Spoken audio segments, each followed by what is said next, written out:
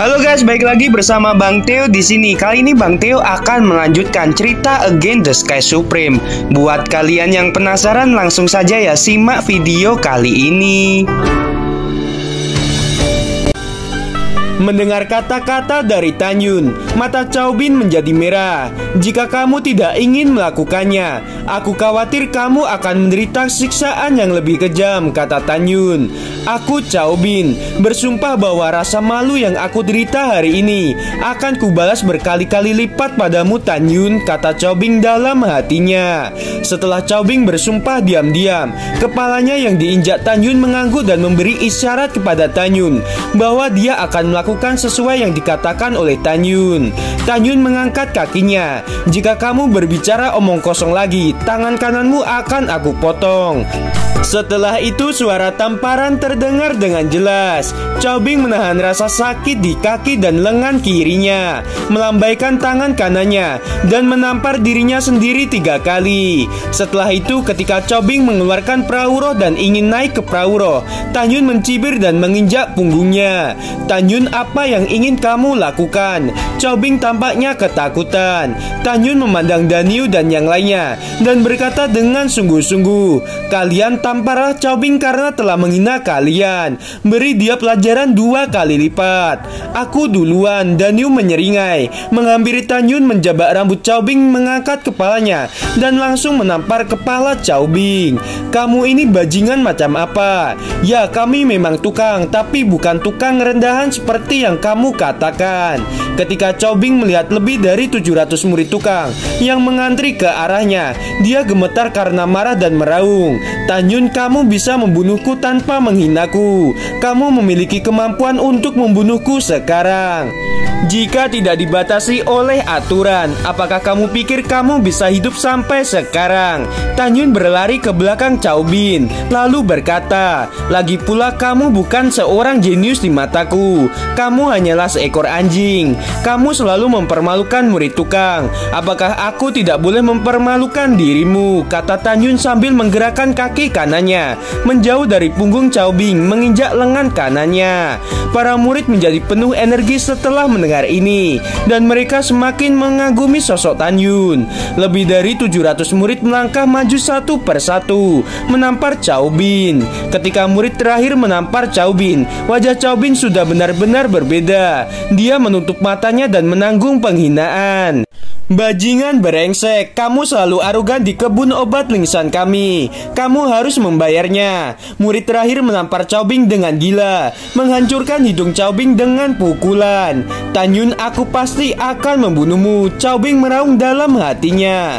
Baiklah, kamu bisa pergi dengan berguling. Tanyun menggerakkan tangan kanan Chow Bin dengan kaki kanannya.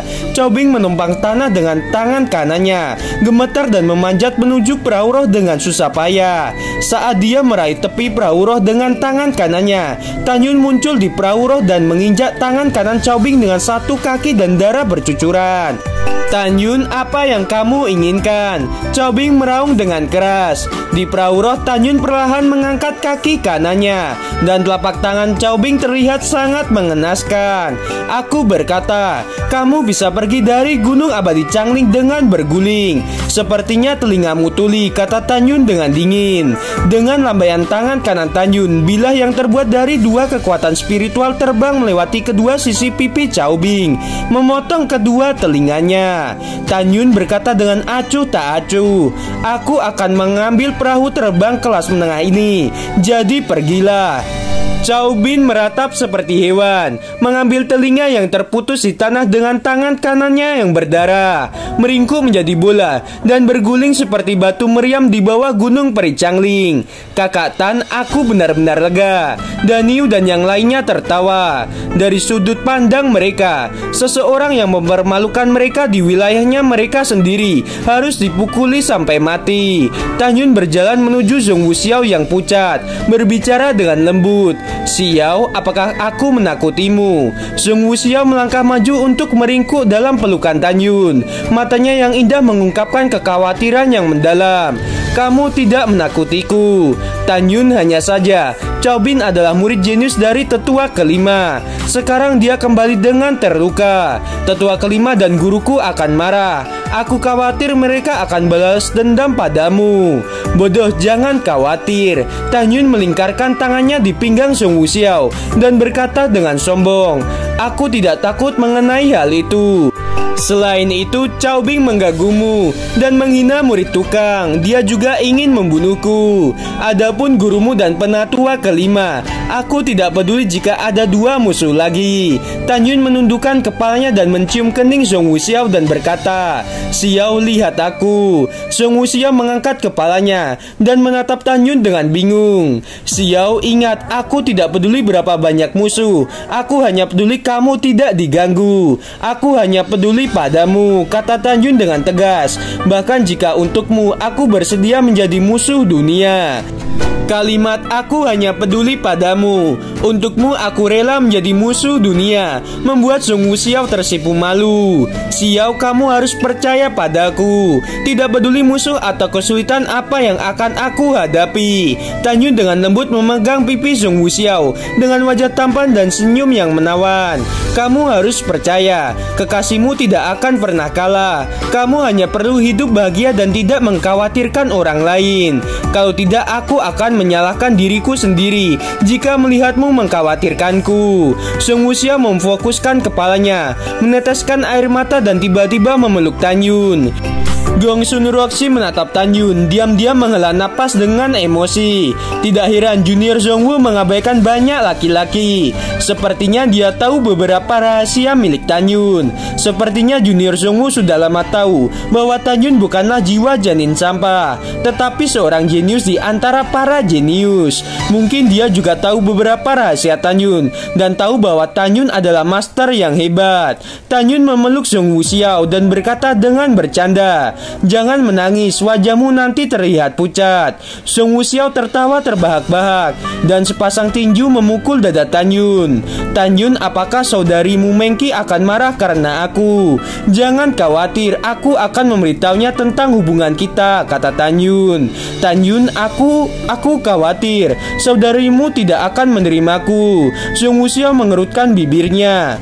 Jangan khawatir, dia pasti akan memahaminya. Tan Yun berkata dengan tulus dan sungguh-sungguh. Aku Tan Yun akan memperlakukanmu dan Mu Mengki dengan baik dalam hidupku. Mu Mengki? Gongsun Roxy mengerutkan kening dan berkata secara diam-diam. Mungkinkah Mu Mengki murid utama dari divisi jiwa binatang? Apakah dia juga kekasih Tan Yun?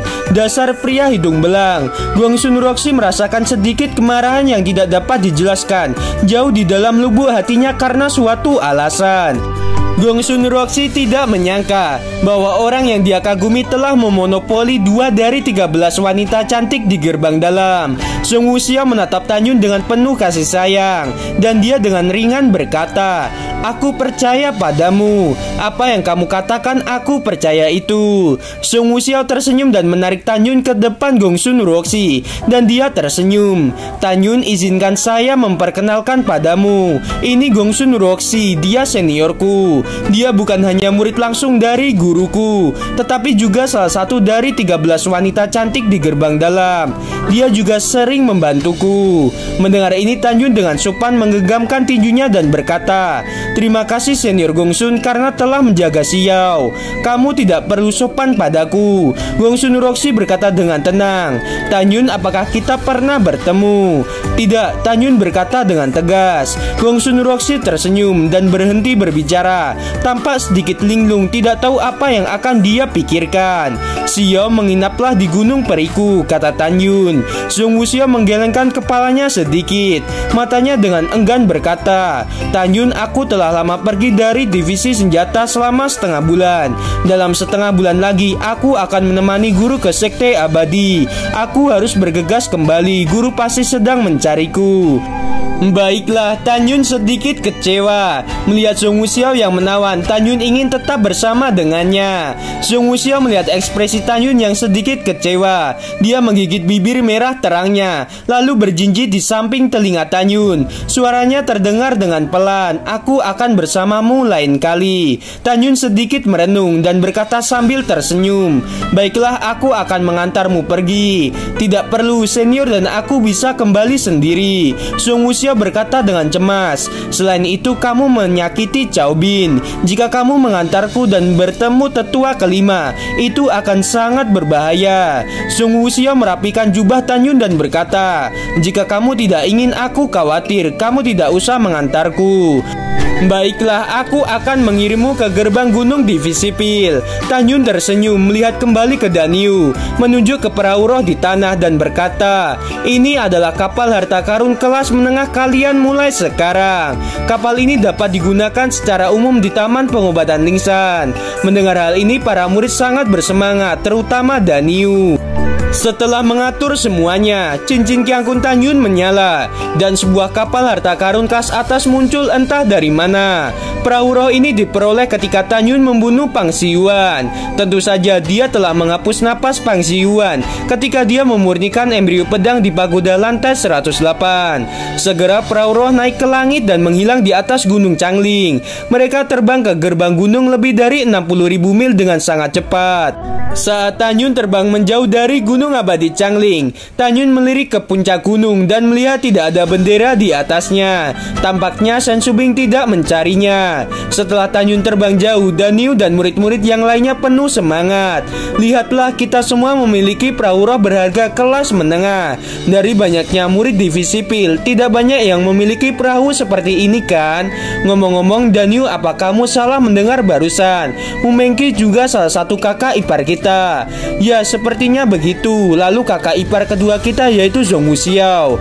Kakak Tan luar biasa. 2 dari 13 wanita cantik di gerbang dalam sudah menjadi saudara ipar kita.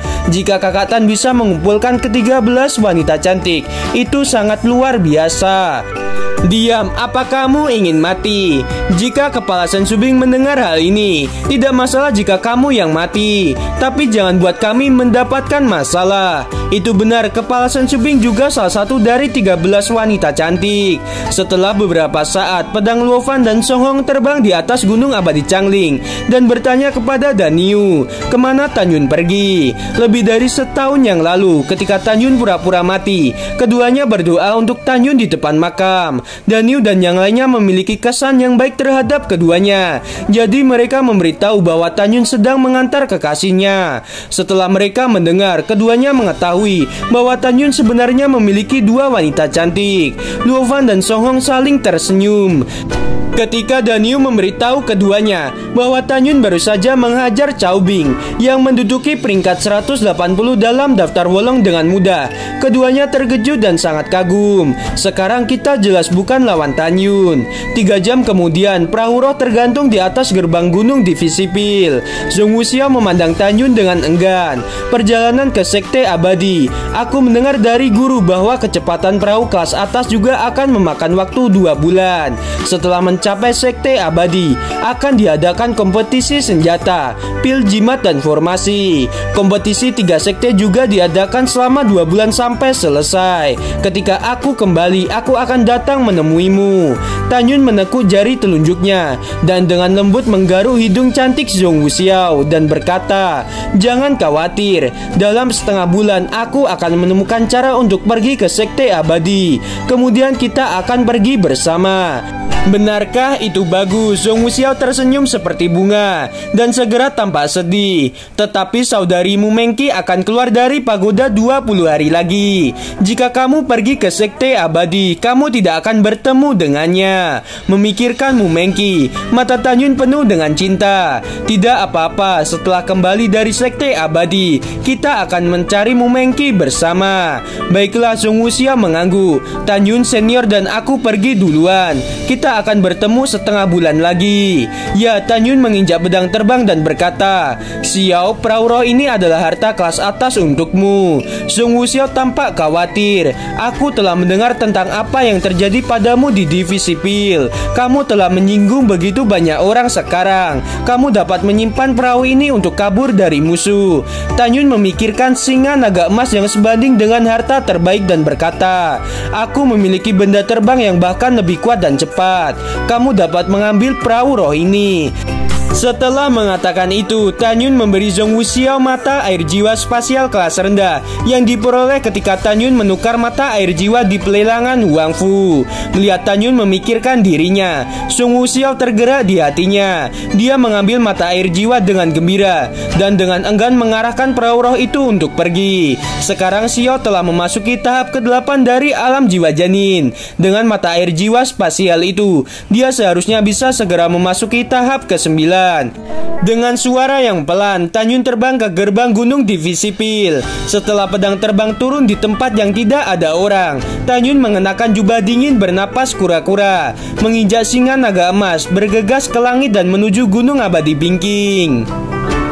Gimana teman-teman, episode kali ini semakin seru bukan? Buat kalian nih ya yang masih penasaran, langsung saja ya subscribe channel Bang Theo ini. Terima kasih.